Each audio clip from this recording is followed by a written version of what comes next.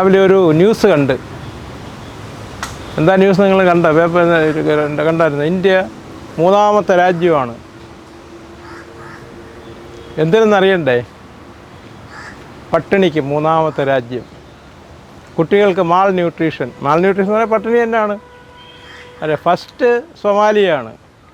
Somalia അത് ആർക്കും വിട്ടുകൊടുക്കത്തില്ല, മൊണോപ്പൊളിയാണ് അവരുടെ. പിന്നെ രണ്ടാമത്തെ രാജ്യം ഞാൻ കേട്ടില്ല, അത് ആഫ്രിക്കൻ രാജ്യം. മൂന്നാമത്തെ സ്ഥാനമാണ് നമ്മുടെ ഇന്ത്യക്കുള്ളത്. അപ്പോൾ ഈ മൂന്നാം സ്ഥാനത്ത് വരണമെന്നുണ്ടെങ്കിൽ നമ്മുടെ ഇന്ത്യയിലെ ഭരണാധികാരികൾ എന്തുമാത്രം പ്രയത്നിച്ചിട്ടുണ്ടെന്ന് ആലോചിച്ചുകൊള്ളണം ഈ പട്ടിണി വരാനായിട്ട്. അത് ബ്രിട്ടീഷുകാരുടെ ഭരണത്തെ ഇവിടെ പട്ടിണി ഇല്ലായിരുന്നു. അവർ നമ്മുടെ ഈ സ്പൈസസ് എല്ലാം കൊണ്ടുപോയി ജീവിച്ച് അതിന് പകരമായിട്ടവർ നമ്മുടെ ഇവിടുത്തെ പട്ടിണി മുഴുക്കൊന്ന് മാറ്റി.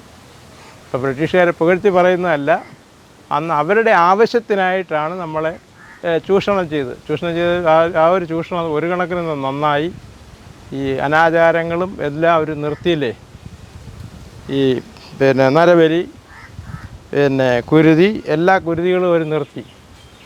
പിന്നെ ഈ പട്ടിണി അവർ മാറ്റിയിരുന്നു. അപ്പോൾ നമുക്കൊരു മനുഷ്യൻ്റെ, അതായത് ഒരു ഹെൽത്ത് ഈസ് ദ വെൽത്ത് എന്നാണ്. It's an entity. ഒന്നുമില്ലെങ്കിൽ നമുക്ക് ആരോഗ്യം വേണം.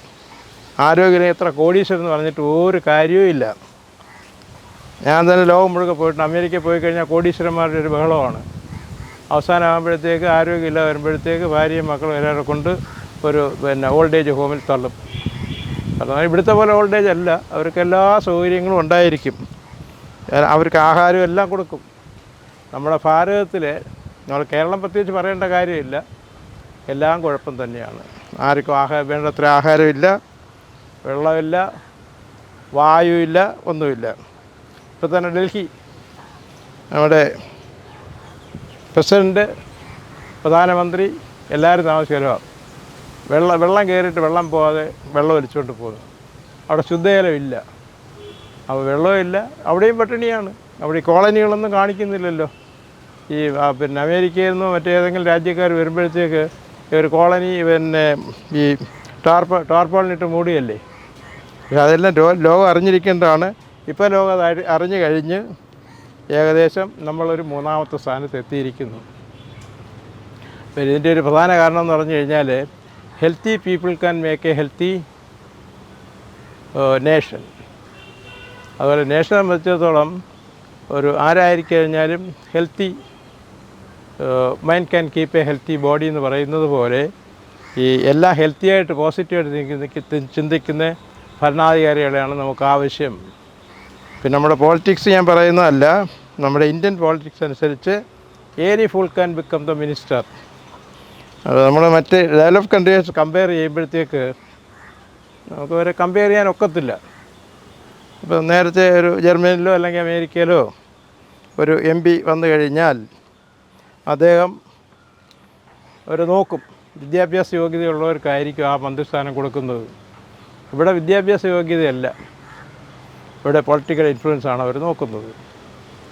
നമ്മളിപ്പോൾ പറഞ്ഞിരിക്കുമ്പോഴേ പറയാം, നമുക്ക് പണ്ടൊരു മന്ത്രി ഉണ്ടായിരുന്നു, സോറൻ, സെൻട്രൽ ഗവൺമെൻറ്റിൻ്റെ. ഈ സോറിൻ്റെ അടുത്ത് 100-200 ക്രിമിനൽ കേസ് ഉണ്ടെന്നാണ് പറയുന്നത്, കൊലക്കേസ് സഹിതം. അപ്പോൾ ഇതുപോലെ രാജ്യത്ത് പട്ടിണി മാറ്റാൻ എന്താണ് കാര്യം എന്ന് വിചാരിച്ചു കഴിഞ്ഞാൽ ആരെക്കൊണ്ടും നടക്കാത്ത ഒരു കാര്യമായിട്ട് വന്നിരിക്കുകയാണ്. ഗവൺമെൻറ് യാതൊരു ഇമ്പോർട്ടൻസും ഹെൽത്തിന് കൊടുത്തിട്ടില്ല. പ്രത്യേകിച്ച് കേരളത്തിൻ്റെ കാര്യം പറയണം. കാരണം എല്ലാം പൊള്യൂഷനാണ്. എയർ പൊള്യൂഷൻ, വാട്ടർ പൊള്യൂഷൻ, പിന്നെ എല്ലാം സഹിക്കാം. ഹ്യൂമൻ പൊള്യൂഷനാണ് ഇപ്പോൾ കേരളത്തിന് ഏറ്റവും കൂടുതൽ ശാപമായിട്ട് വന്നിരിക്കുന്നത്. അതൊക്കെ വായു കിട്ടുന്നില്ല, ജലം കിട്ടുന്നില്ല, ആഹാരവും ഇല്ല. ഇത് വൈദ്യശാസ്ത്രത്തിനൊന്നും ചെയ്യാൻ പറ്റത്തില്ല. ഇത് പറഞ്ഞു കഴിഞ്ഞാൽ പോളിറ്റിക്സാണ്. Everything is starting and ending in the politics. നമ്മുടെ രാഷ്ട്രീയമാണ് ഇതെല്ലാം കൺട്രോൾ ചെയ്യുന്നത്. പിന്നെ നമുക്കെന്ത് ചെയ്യാൻ സാധിക്കും അതിന്? ഒന്നുമില്ലെന്നുണ്ടെങ്കിലും നിങ്ങൾ ഒരു കുട്ടിക്ക് ഒരു ദിവസം ഒരു പേരയ്ക്കയെങ്കിലും കൊടുത്താൽ മാത്രം മതിയാവും. അതായത് ഫ്രൂട്ട്സുകളിൽ ഏറ്റവും വിശേഷമായിട്ടുള്ളത് പേരയ്ക്കയാണ്. ഈ ഫ്രൂട്ട്സ് കഴിക്കാൻ വേണ്ടി തന്നെ യൂറോപ്പിൽ നിന്ന് ആളുകൾ വരുന്നു എന്ന് പറഞ്ഞു കഴിഞ്ഞാൽ നമുക്ക് അതിശയം തോന്നും.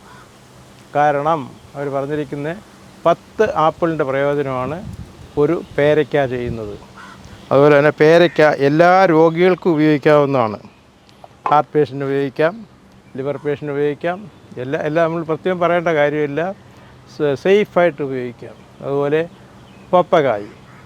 അപ്പോൾ ഇത് ഞാൻ ജനറലായിട്ട് പറഞ്ഞു എന്നുള്ളതേ ഉള്ളൂ. ആ പട്ടിണി കിടക്കുന്ന ആൾക്ക് ഇതെങ്കിലും ഗവൺമെൻറ് എത്തിച്ചു കൊടുത്താൽ വലിയ അനുഗ്രഹമായിരിക്കും അവരോട് ചെയ്യുന്നത്. വെറുതെ ഈ പാവങ്ങളെ പട്ടിണിക്കിട്ട് കൊല്ലേണ്ട കാര്യമില്ല. പിന്നെ മൃഗങ്ങളുടെ കാര്യം പറഞ്ഞിട്ട് കാര്യമില്ല. അവരെല്ലാം ഈ ചൂഷണം ചെയ്തിട്ട് അവസാനം വരെ കൊന്നു തിന്നുകയും കൂടെ ചെയ്യും. അതും ഒരു പാവകർമ്മമല്ലേ? കാരണം ഈ മീറ്റ് ഈറ്റേഴ്സിന് ഇല്ലാത്ത സോക്കേടുകളൊന്നുമില്ല. Man suppose to be fruits and vegetables മാത്രമേ കഴിക്കാവൂ. ഇതിപ്പോൾ കണ്ട മൃഗങ്ങളെല്ലാം കഴിക്കും. പിന്നെ അപ്പം അതിനനുസരിച്ചിട്ട് അവരുടെ ഡെവലപ്മെൻറ്റ്സ് അത്രയൊക്കെ വരുന്നുള്ളൂ. അപ്പം നിങ്ങൾ വിചാരിക്കും ഈ ഡോക്ടർക്ക് ഇതിൻ്റെ കാര്യം എന്താണ് ഇത്രയും പാടുപെട്ട് ഈ പ്രായമൊക്കെ അനുസരിച്ച് വിട്ട് ഇരുന്നുകൂടായോ? ആവശ്യമില്ല അവിടെ ഇവിടെയൊക്കെ പോയി നടക്കുന്ന കാര്യം എന്താണ്? പക്ഷെ വേറെ കാര്യം നമ്മളിതൊക്കെ പറയുന്നെങ്കിൽ തന്നെ എല്ലാത്തിനും ഒരു പ്രായം, ഞാൻ നേരത്തെ ഒരു ആനയുടെ കാര്യം പറഞ്ഞതുപോലെ അല്ലെങ്കിൽ കുട്ടികളുടെ കാര്യം പറഞ്ഞതുപോലെ ഈ പ്രായത്തിന് നമ്മൾ ബഹുമാനിച്ചേ പറ്റൂ. ഈ പ്രായം ഒരു സത്യമാണ്. ഈ പ്രായം ആർക്ക് എപ്പോൾ വേണമെങ്കിലും നമുക്ക് പോകാവുന്നതേ ഉള്ളൂ. അപ്പോൾ നമ്മളത് ആ പ്രായത്തിനനുസരിച്ചിട്ടുള്ള കാര്യങ്ങളും കൂടെ നമ്മൾ ചെയ്യണം. പിന്നെ ഇതെല്ലാം നമ്മൾ പറഞ്ഞെങ്കിൽ തന്നെ നിങ്ങൾ ഇത്രയും നേരം കേട്ടുകൊണ്ട് ഓരോന്നിരുന്നു. പക്ഷേ എന്തെങ്കിലും ഒരു പ്രയോജനം നിങ്ങൾക്കുണ്ടാവണം എന്നാണ് എൻ്റെ ഒരു വലിയ ആഗ്രഹം. ഇതിനകത്ത് പൈസ ഉണ്ടാക്കണോ അങ്ങനെയൊന്നുമില്ല. Knowledge is power. നോളജ് കൊടുക്കുന്നതാണ് ഏറ്റവും വലിയൊരു ധർമ്മം. അന്നദാനം മഹാദാനം. നമ്മൾ വേറെ ഒരുത്തിന് കോടിക്കണക്കിന് പൈസയൊന്നും കൊടുക്കണ്ട, വിശപ്പിന് എന്തെങ്കിലും കൊടുക്കുക. അപ്പോൾ അത് പറഞ്ഞാൽ ഞാനിപ്പം നിങ്ങളെ ഹെൽപ്പ് ചെയ്യുന്ന ഈ ഒരു രീതിയിൽ എനിക്ക് ഹെൽപ്പ് ചെയ്യാൻ പറ്റൂ. ഇപ്പോൾ ഹാർട്ട് ഡിസീസിനാണ് ഏറ്റവും കൂടുതൽ പൈസ നമ്മൾ കൊണ്ടുപോയി ചിലവാക്കുന്നത്. അപ്പോൾ അതിന് ആൻജിയോപ്ലാസ്റ്റി, ആൻജിയോഗ്രാം, ഇതെല്ലാം ബൈപ്പാസ് സർജറി, ഇതിനെല്ലാം പരിഹാരമായിട്ട് അതിൻ്റെ 1/4 പോലും പൈസ ഇല്ലാത്ത രീതിയിലുള്ള ട്രീറ്റ്മെൻറ്റുകളാണ് ഞാൻ എൻ്റെ സെൻറ്ററിൽ കൊടുക്കുന്നത്. അത് നിങ്ങൾക്ക് എന്തെങ്കിലുമൊക്കെ സംശയം എന്തെങ്കിലും ഇതുണ്ടെങ്കിൽ നിങ്ങൾക്ക് എന്നെ കോൺടാക്റ്റ് ചെയ്യാവുന്നതാണ്. വൈകിട്ട് ഒരു 7 മണിക്ക് ശേഷം ആകുമ്പോഴത്തേക്ക് ഞാൻ നിങ്ങൾ എവിടെ പോകണം, എന്ത് ചെയ്യണം, ഏത് ഡോക്ടറെ സമീപിക്കണം, എല്ലാ ഇൻഫർമേഷനും ഞാൻ തരും. അല്ലാതെ എൻ്റെ അടുത്ത് തന്നെ വരണമെന്നോ ഒന്നും ഞാൻ പറയത്തുമില്ല. മെയിനായിട്ട് കൊടുക്കുന്നത് നമ്മളിപ്പോൾ യൂറോപ്പിലും അമേരിക്കയിലും പോയി ചെയ്യുന്ന ലേറ്റസ്റ്റ് ട്രീറ്റ്മെൻറ്റ് വളരെ കുറഞ്ഞ ചിലവിൽ ലേസർ തെറാപ്പി എന്ന് പറഞ്ഞത് കൊടുക്കുന്നുണ്ട്. അതിൻ്റെ കൂടുതൽ ആവശ്യകാര്യങ്ങൾ നിങ്ങൾ അതിൻ്റെ എക്സ്പെർട്ടായിട്ടുള്ളവർ ചോദിക്കാൻ പറ്റാത്തത് കൊണ്ട് എന്നെ നിങ്ങൾക്ക് കോൺടാക്റ്റ് ചെയ്യുകയും ചെയ്യാം.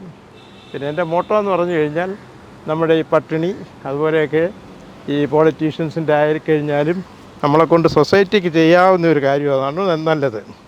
എന്നാൽ ഒരു രോഗിയായി കഴിഞ്ഞാൽ ബർഡൻ ടു ദംസെൽസ്, നമുക്ക് തന്നെ ഒരു ബർഡനാണ്. പിന്നെ ബർഡൻ ടു ദ ഫാമിലി, പിന്നെ ഫാമിലിക്കുമാണ്, and burden to the nation. അപ്പോൾ ഇതിനെല്ലാം നമുക്ക് സേവ് ചെയ്യുന്നതിന് ആരോഗ്യം പ്രധാനമാണ്.